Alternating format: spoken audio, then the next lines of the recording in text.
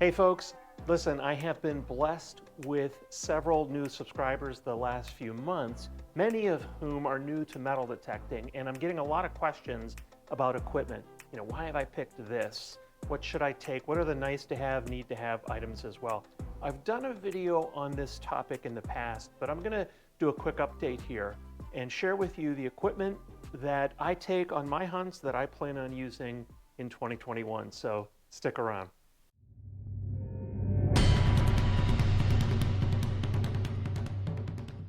Hey, and before we begin, if you wouldn't mind, hit the like button down below.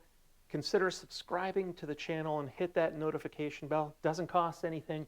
It helps drive views to the channel, and all of the revenue from this year's History Digger YouTube channel, it's being donated to the Wounded Warriors Project. So it's also a great way to give back to a great cause. So, hey, let's get started. Let's take a look at some metal detecting equipment. Okay, listen, I think one of the essential things that you have to have when you're detecting is a finder's pouch, a finder's bag. I've talked about this on some of my other videos. This happens to be my bag of choice. It is made by Omega Mill. It's called the Relic Elite. I like it for several reasons. It has a netted bottom, so that allows the dirt and dust to fall out, some interior pockets, a pouch actually for your pinpointer. Check this one out. There's also some great ones from Grey Ghost and others. Plenty to choose from. Just depends on what your preference is. Item number 2 is some type of handheld digging tool. My tool of choice, my preference is actually what's called a hori-hori knife. This is actually a Japanese gardening tool. It's very light. The blade, the tine, runs the length all the way through to the handle. It gets the job done. It's wonderful. And it's great for those locations like parks where you're trying to be a little less conspicuous, right? You're certainly not going to take a shovel into a park, but sometimes you need something more than a hori-hori knife. In that case, there are other options out there. This is from White's. It's serrated on both edges, so it doesn't matter which way you dig. So, handheld digging tool is a must. Try to get one that allows you to thread the item actually onto your finder's pouch. Okay, for you relic hunters out there, people that are metal detecting maybe in farm fields or the woods, you're going to want it to have more than a handheld digging tool. You're going to want to actually have a shovel.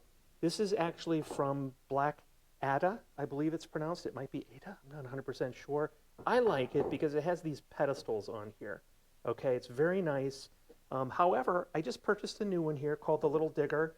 I'm taking this on a seated hunt, so I'll be traveling with this, and I specifically purchased this because of its size, because of its length. It's also much lighter. So in addition to the handheld digging tool, you may want to consider a shovel as well. The next item I want to talk about here, if you have a beach scoop, something to sift sand, this is a really nice accessory. It goes vertically over your scoop and just gives you a little bit more leverage to pull the sand out of the ground. Okay, the next item for me, this is actually a must-have, especially in the spring or fall, at least in my neck of the woods. These are knee pads, okay? There are a variety of these out there. These are not specifically made for metal detecting, but they get the job done. I like the fact that one of the bands here is elastic, the other's Velcro. Okay, I've had these now for 2 seasons. They have held up well.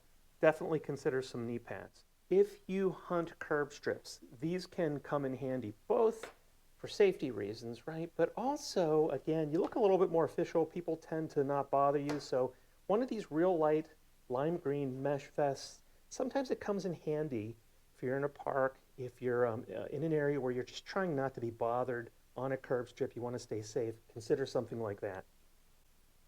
Okay, these next items are pretty important, I think. Now listen, you will see all of us, you'll see me occasionally digging with my bare hands, but I have absolutely had some close calls where there's been a broken bottle, a knife, something like that. So you're going to want to consider some type of hand protection, some type of glove.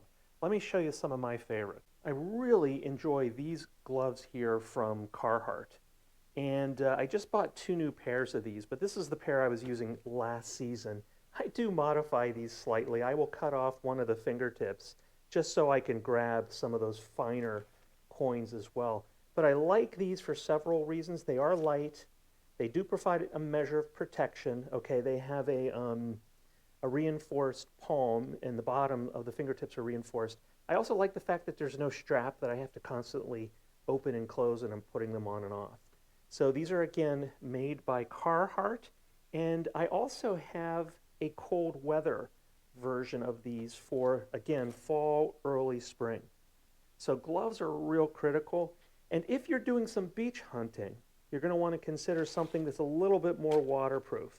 So when I am either snorkeling, diving, okay, I'll use something like this. I actually just purchased a new pair that I'm going to be checking out with my new Blue 3 Nemo here as well. But definitely think about what type of gloves you're going to want to have. These, in my opinion, are must-have items. Now these next items, you know, I would like to use these more than I do, but sometimes I don't always use earphones or headphones because I'm actually filming a dig, and I want you, the viewer, to hear some of the beeps.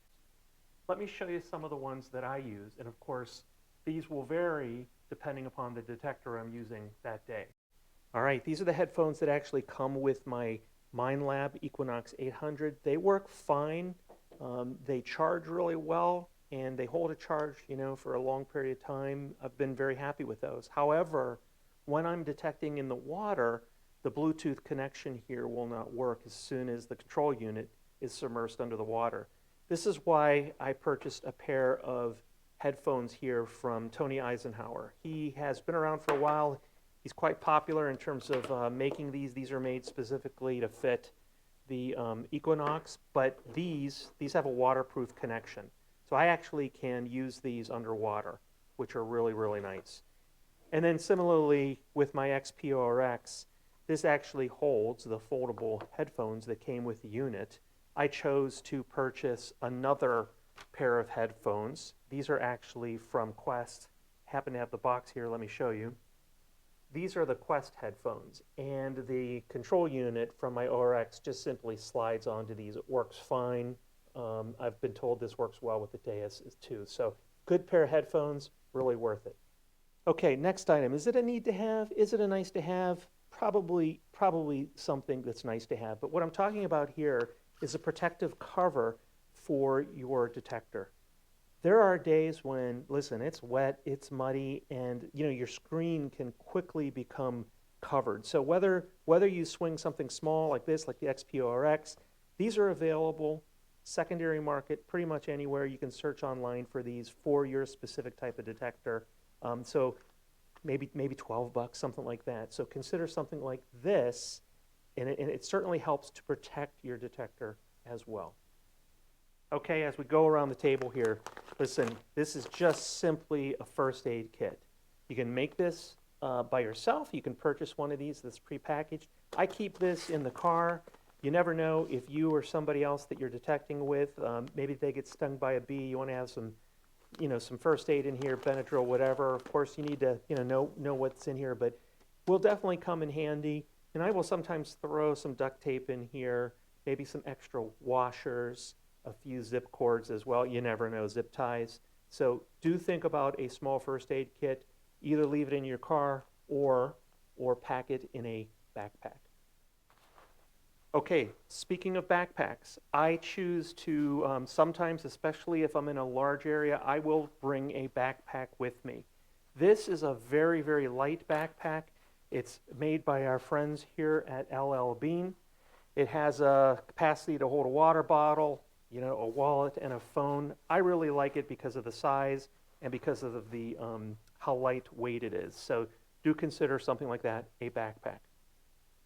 Okay, this item for me is actually a must-have, especially if I'm on a permission dig and it's a yard, it's a nice property. This is what some people call a digging cloth or a ground cloth. Mrs. History Digger makes these, and it's made out of a really nice, durable material. And I have a couple versions of these. They really come in handy as you're digging your plug to place the spoils on here and easily put them back in the plug so you're not, you know, spreading loose dirt around on the ground.